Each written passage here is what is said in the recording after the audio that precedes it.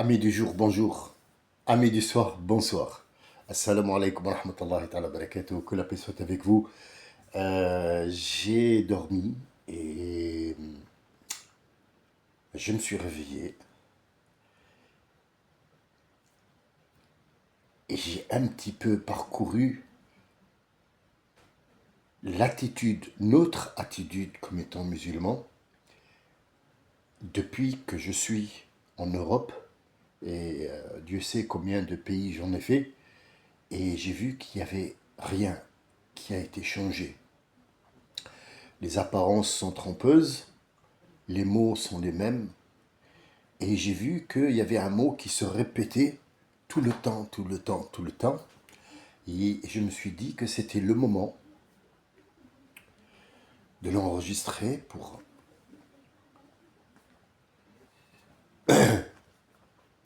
une génération future, peut-être, ou alors maintenant des gens qui peuvent l'écouter.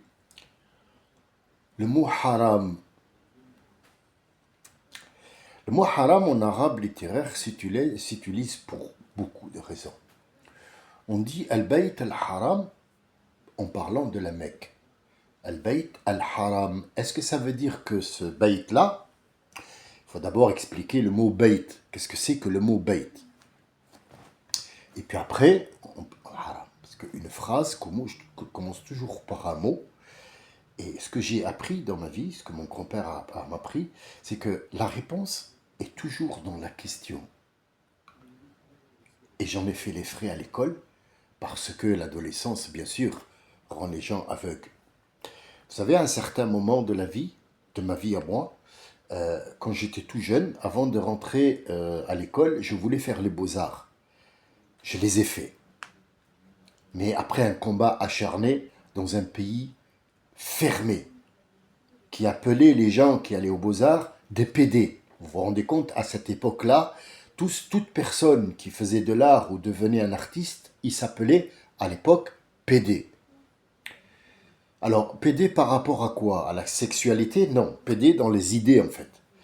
À un certain moment de la vie, j'avais un short que je déchirais et je dessinais partout. Alors je faisais le calligraphe un petit peu, hein. Il y a des coiffeurs qui me disaient de venir écrire. Il y a des gens parmi vous qui me connaissent et qui me connaissaient avant, de mon âge à moi, et qui me regardent pour l'instant. Ils peuvent témoigner que moi, à l'époque, à un certain moment, dans une ville bien précise, je faisais des dessins et des calligraphies un petit peu partout.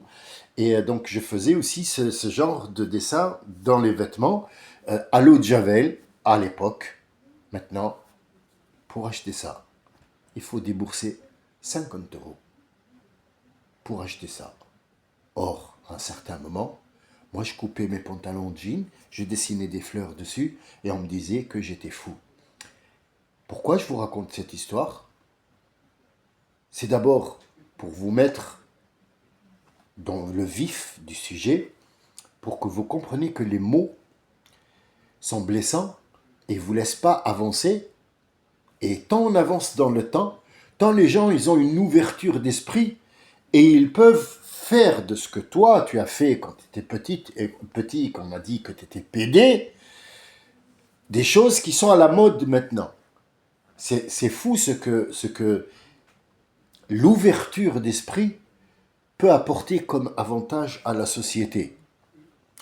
Les musulmans en général se sont enfermés dans le mot haram.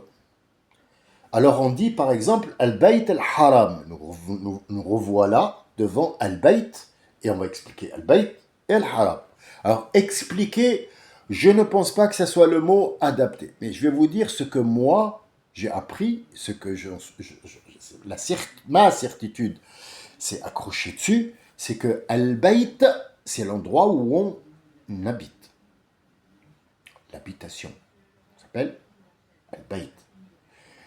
La chambre où on dort, elle s'appelle al-ghurfa. Ça, c'est l'arabe de maintenant qui a été changé, mais l'arabe littéraire d'avant, al-bayt, c'est l'endroit où on dort. Et le mot maskan, soukoun, ne vient pas du mot habitat. Parce qu'en arabe parlé dans les nord-africains, Le masken, c'est la maison où j'habite ou c'est l'appartement que je loue. Non, non, non. non. Al-masken vient à soukoun. Et à soukoun, c'est comme dit l'allemand, le rouesh, la tranquillité. Al-maskan, c'est la tranquillité. وَجَعَلْنَا اللَّيْلَ soukoun. On a fait en sorte que la nuit soit soukoun, un repos. C'est l'endroit où on se repose. Alors, pourquoi on appelle la Mecque, ce carré, Al-Bayt? On n'y habite pas. On n'y habite pas, personne n'y habite. Est-ce qu'on peut dire que c'est la maison de Dieu? Ça n'a aucun sens. Alors le vrai, où on part sur par exemple un chemin où on arrive à beaucoup de sens. Parce que je vais vous donner, moi, c'est matière à réfléchir. Je ne vais pas vous donner l'arrivée et c'est bon, ça y est, le monsieur, il a dit, c'est le shir. Non, non, je ne suis pas shir, je suis encore jeune, je ne sais rien du tout, je discute avec vous, je vous donne un sens. Un sens de quoi, en fait, travailler. Je vous donne une pâte et je vous dis, allez-y, fabriquez votre propre truc, on va voir ce que vous allez sortir comme... C'est à vous. Il faut absolument que vous existiez dans ce monde. Il ne faut pas que vous soyez que des suivants. Non. Non, non, au suivant, non, non. On fait partie d'une société, chacun met son édifice et c'est comme ça qu'on construit une muraille. Bayt. Bayt Allah. Eh bien, le bayt, c'est là qu'on se repose et c'est là qu'il y a soukoun. À soukoun, qu'on a traduit maintenant par habitation, c'est pas l'habitation à soukoun. Sakan al-laylu. La nuit, le noir absolu, s'est abattu sur l'endroit. Il a fait en sorte que tout se repose. Il y a d'autres créatures qui sortent la nuit et qui travaillent dans le repos pour la continuité de la chaîne alimentaire. Il faut absolument que ce monde de travail ne gèle pas. Alors, quel est le mot qui remplace as-soukoun et qui fait en sorte qu'on ne bouge plus, il n'y a plus de mouvement? Il y a une différence entre repos, qui s'appelle as-soukoun, et as-soukoun, Allah, il a utilisé pour la femme et l'homme. Il a dit que les femmes étaient sakanan. Sakanan. La femme est un repos pour l'homme et l'homme est un repos pour la femme. Il est allé même aller plus loin, il a dit Hunna libasun lakunna, Hunna libasun lakum wa antum libasun lahunna. Vous êtes un habit pour eux. C'est-à-dire, hop, j'enfile mon habit, celui qui va me couvrir, celui qui va me tenir chaud. Donc vous voyez comment il explique la relation entre femme et homme. Et il a dit Sakanan, c'est un repos. Cette femme doit être pour vous un repos et non pas un truc sexuel. Non, c'est un repos. Le sexe, c'est un plus pour que ta vie soit plus belle, soit plus romantique, soit plus désirable. Voilà. Donc nous, on est allé habiter dans le sexe et on a oublié la personne. C'est ce qui a fait que nous, on ne respecte pas la femme parce qu'on n'a pas pris les directives qui nous ont été données. Mais alors, pourquoi, on revient à la question, pourquoi la Mecque s'appelle El-Bayt? Mais parce que c'est l'endroit et la source du repos. C'est la source du repos. Toute personne qui vient à la Mecque vient en pleurant et en demandant pardon à Dieu, donc il n'y a rien qui se fait à la Mecque à part des prières. Donc cette eau qui va jaillir de là-bas, ce climat qui va être généré là-bas, c'est un climat de repos, de repenti, de recueillement, c'est un repos éternel. Donc il s'appelle Al-Bayt, Allah, Bayt, Allah, c'est le repos d'Allah Azza wa Jal pour vous. Al-Haram, pourquoi Al-Haram? Parce que tout ce qui est interdit ne rentre pas là-bas. Alors, qu'est-ce que veut dire le mot haram? Là, à bout de champ, Alors, je ne vous raconte pas les imams et les machins. Quand vous racontez avec quelqu'un, tu dis ah non, ça c'est haram, la jupe elle est haram, la perruque elle est haram, boire de l'eau elle est haram. Regarde voir si l'eau gazeuse elle est halal ou pas, c'est écrit dessus halal. Bon, alors c'est halal. Arrêtez avec ça. Arrêtez avec ça. Arrêtez. Il y a un certain moment, putain, où tu te dis, il est temps que j'arrête, quoi. Il est temps que je regarde derrière moi. Ça suffit, là, ça fait 50 kilomètres que tu marches. Retourne-toi, peut-être que tu as un monstre qui est en poursuite. Regarde, tourne-toi. À un certain moment, arrête, stop. Quand tu es sur un sable mouvant, et tu sais qu'il est mouvant, ne bouge pas. Ne bouge pas. Regarde, c'est quoi ce haram?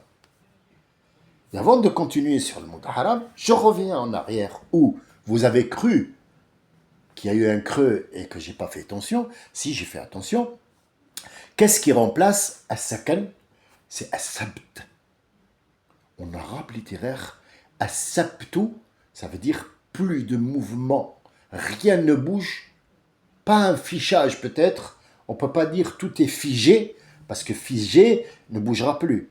Hein, une photo a été figée sur un papier, donc elle ne bougera plus. Après 100 ans, tu le trouveras toujours figé dans cette position-là. Mais à sabt, c'est rien ne bouge, rien ne s'accouple, rien ne fait rien du tout, sauf si j'en dans l'ordre de reprendre le mouvement. Donc c'est un moment d'arrêt sur image. Un arrêt sur image. À sabt, ce qui est traduit en français par le samedi, ce qui est traduit en juif, en hébreu, excusez-moi en hébreu, Shabbat. Sabata kullu shay, ça veut dire tout a été arrêté. Alors, est-ce que je vais vous parler maintenant de ça? Non. Notre truc, c'est le haram et le halal. Chez Moïse, il y a eu 10 interdictions qui s'appellent les 10 commandements. Combien il y a de versets? Il y en a 362, ou 63 par exemple, excusez-moi. 363 disciplines à suivre. Mais combien d'interdictions? 10. 10. Alors, est-ce qu'on va les énumérer aujourd'hui? Non. Nous n'avons pas beaucoup de temps. Je vous promets que si vous me le demandez, je vais vous les énumérer, mais ça ne sert à rien puisqu'ils sont énumérés chez vous. Dans Sourate Al-Imran, vous allez trouver les 10 interdictions de Moïse. Vous les avez devant vous. Et puis Jésus est venu, il a eu 12 interdictions. 12. Mohammed sallallahu alayhi wa sallam, il en a eu 14. Les musulmans, ils ont 14 interdictions, 14 haram. C'est tout. Ils sont donc quoi? Alors il y a les haram moral, haram physique, haram entre toi et Dieu, haram entre toi et toi. Est-ce que l'eau est haram? D'où tu tiens ça, mon ami? Ah oui, mais parce que c'est la banque. Mais qui t'a dit que la banque était haram? C'est une entreprise, la banque, mon ami. Ben oui, il faut faire une différence entre riba, ce qui est intérêt, et la banque. La banque est là pour gérer l'argent. Il y a un gouvernement qui te dit, si on laisse comme ça et les gens pratiquent l'argent, il y aura beaucoup de vols, il y aura beaucoup de meurtres, il y aura beaucoup de blanchiment d'argent, il y aura beaucoup de vols, il y aura beaucoup de misère, il n'y aura pas d'État. Donc l'État prend tout en charge, ainsi que Mohammed sallallahu alayhi wa sallam a fait la maison de l'argent des musulmans. Dar, Mel, Bayt, Mel, al-Muslimin. Bayt, Mel, al-Muslimin. Al-Bayt, c'est pas la chambre, non, c'est là où repose l'argent des musulmans, qui sera utilisé, bien sûr, ce sont les aumônes des musulmans, elle sera déposée et puis partagée entre les gens. Or, de nos jours, il y a une banque qui s'occupe de ça. La banque qui utilise des gens, qui loue des endroits pour faire une agence, des téléphones, des machins, des comptes à régler, machin. Il y a des gens qui travaillent, ils doivent être payés pour ça. Donc quand la banque te dit qu'il y a des frais, c'est pour payer ces frais. C'est peut-être élevé, Oui, mais c'est un commerce. Il y a des banques qui sont moins chères que d'autres et d'autres font la concurrence à d'autres. Ça ne reste qu'une entreprise. Pourquoi tu l'as fait haram? Un docteur, je suis allé voir un docteur, il m'a dit, c'est dingue parce que il y a un monsieur qui est venu, c'est un docteur à moi, enfin le docteur me raconte son collègue docteur qui est allé voir un imam, il lui a dit, moi je voudrais acheter une maison et je voudrais faire un prêt à la banque, il lui a dit, non, c'est haram, il lui a dit, d'accord. Alors elle s'étonne, le docteur elle s'étonne, elle se dit, comment ça, comment ça, un imam dirige un monde avec du haram et du halal. Ça veut dire quoi? Il a décidé si l'État existe ou pas en disant tout simplement ça c'est haram et ça c'est halal. C'est pas normal tout ça. Moi je trouve que c'est pas normal en fait. C'est pas normal. Si tu me dis que c'est haram, donne-moi les 14 interdictions qui a été dans le Coran et on va voir si, par exemple, boire de l'eau existe dans le haram ou de halal, et puis là, je te dirai oui ou non. Parce que là, haram, on en met dans tout, dans toutes les sauces, dans toutes les sauces, dans tout, dans tout, dans tout. S'arrêter sur le feu rouge, c'est haram. Marcher sur le trottoir, c'est haram. Dormir avec sa femme, c'est haram. Ne jamais regarder sa femme devant se faire, c'est haram. Une vie de merde. Ça s'appelle une vie de merde. C'est plus un musulman, c'est une vie où tu es en prison. Et c'est pas la vérité. C'est pas la vérité. Je suis désolé, c'est pas ça. Les interdictions, je vais vous donner par exemple Bayt Allah al-Haram.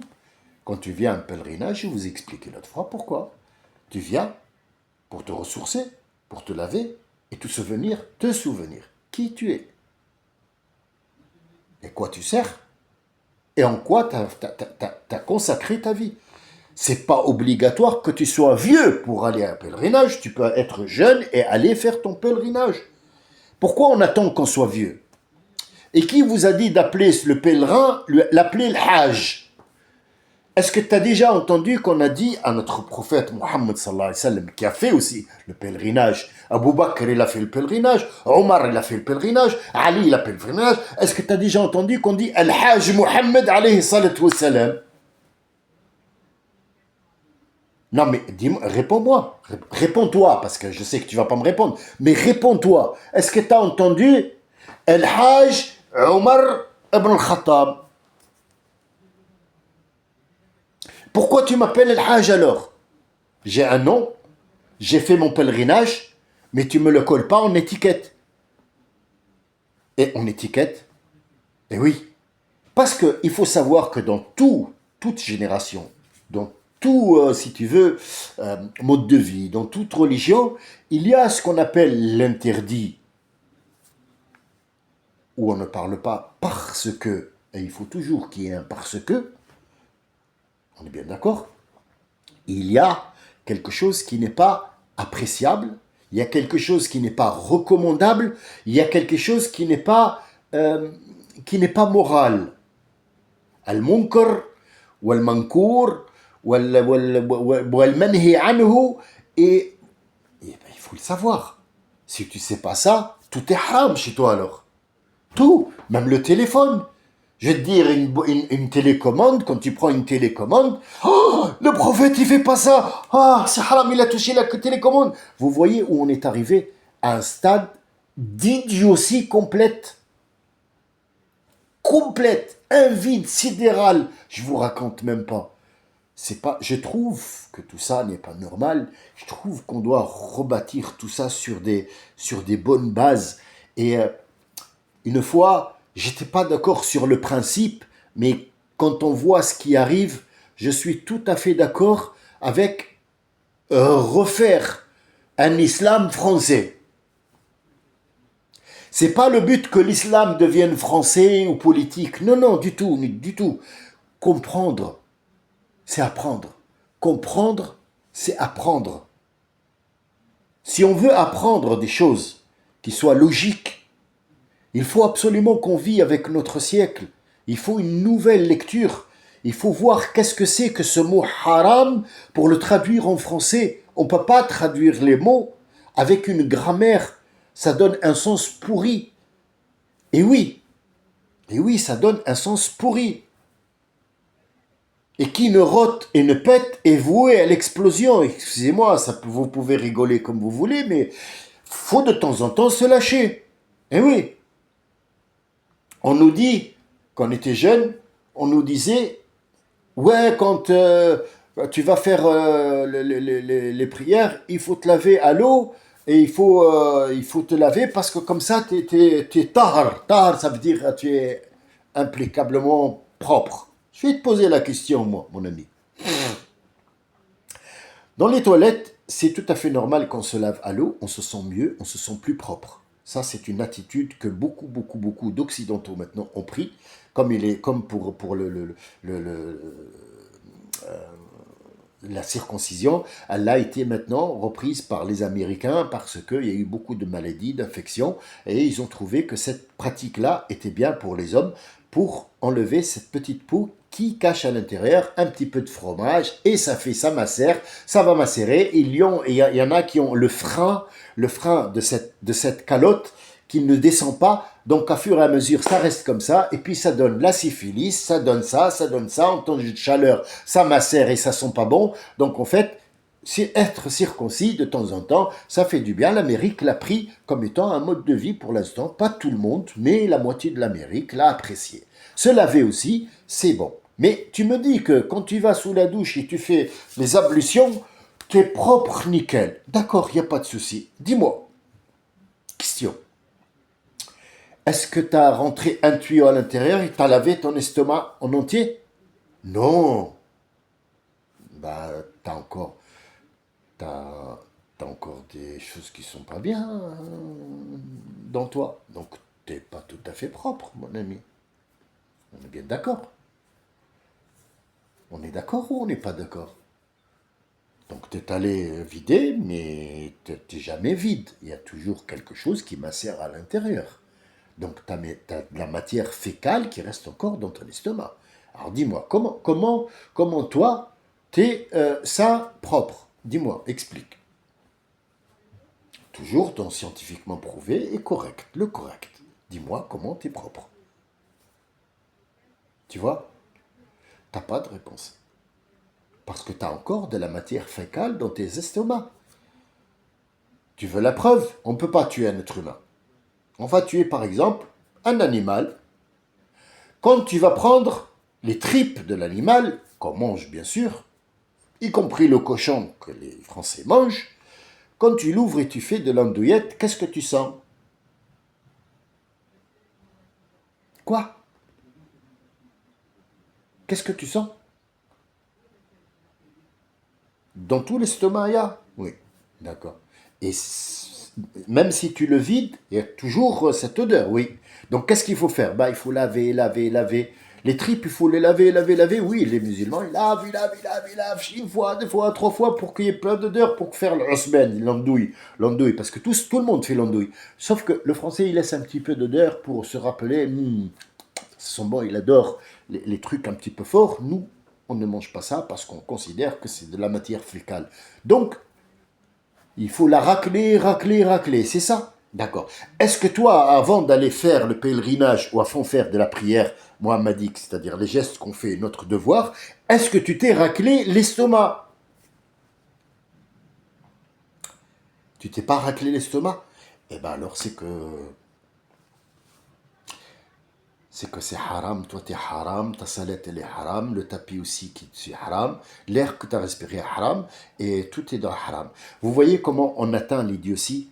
C'est en étant fermé, mais si on ouvre petit à petit, c'est pas grave. On vous demande pas d'ouvrir comme ça et voir la surprise, d'être choqué. Non, non, on vous demande d'ouvrir petit à petit. S'ouvrir, c'est pas grave, faites-le en cachette, regardez voir l'histoire. Est-ce que on est tard, ça veut dire on n'a rien. Mais on a encore de la matière fécale en nous. C'est quand tu fais pipi, jamais de la vie, jamais de la vie, une vessie n'a été vidée complètement. Il y a toujours quelque chose à l'intérieur. Ou sinon, la vessie, elle est pourrie. Il faut toujours qu'il y ait de l'eau. Et même si tu l'as vidée complètement, déjà, rien que tu fais des ablutions et tu te prépares pour eux, il y a au moins 25 gouttes parce que ça tombe à la goutte. Donc déjà, quand tu vas dire Allah Akbar, tu as du pipi. Alors qu'est-ce qu'on fait? On retourne pour vider le pipi, on fait que ça. Vous voyez, ça tourne au ridicule. Ça tourne au ridicule. Donc il faut absolument être modéré dans la compréhension des choses avant de juger ou émettre un mot ou dire ou donner des ordres à des gens ou donner des directives à des gens ou expliquer à des gens et faire leur montrer qu'il faut être d'abord souple. Il faut accepter ce que les gens, les autres, les anciens, les parents, les tribus, le truc, ils t'ont mis comme étant un bouclier qui t'empêche de voir le monde. Le problème, c'est que tu n'as pas vu le monde et tu n'as pas laissé les autres voir le monde. Ce qui a fait que tes enfants se sont enfuis vers un monde qui ne les acceptera jamais. Donc en fait, c'est toi qui as causé la perdition de tes enfants. Ce n'est pas l'État, ce n'est pas les Français, ce n'est pas les Nord-Africains, c'est toi et toi seul qui les as mis dans une prison. C'est toi. Alors remets-toi en question, revois un petit peu, c'est quoi ce mot haram et pourquoi à bout des champs on le dit, qu'est-ce qui est haram, qu'est-ce qui n'est pas acceptable, qu'est-ce qui est... on veut peut-être pas parce que ça pourrait causer tel et tel. On se remet en question et vous allez voir, tout ira bien. Je vous assure que tout ira bien. Je vous souhaite que le bien. Je vous souhaite une ouverture d'esprit. J'espère vous apporter matière à réfléchir tout simplement. Moi, c'est déjà réfléchi. J'ai essayé, j'ai trouvé que ce mode de vie était fantastique parce que je découvre tous les jours un autre sens. Et tous les jours, j'apprends. Et tous les jours, je suis stupéfié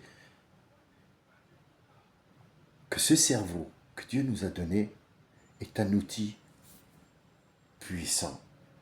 Il n'y a pas plus puissant que Dieu. Que Dieu vous protège, vous couvre, déloge et vous donne tout ce que vous voulez, toujours dans votre intérêt. Je vous dis à bientôt, Inch'Allah. Assalamu alaikum wa rahmatullah. Shalom, salam, slama et à bientôt, Inch'Allah.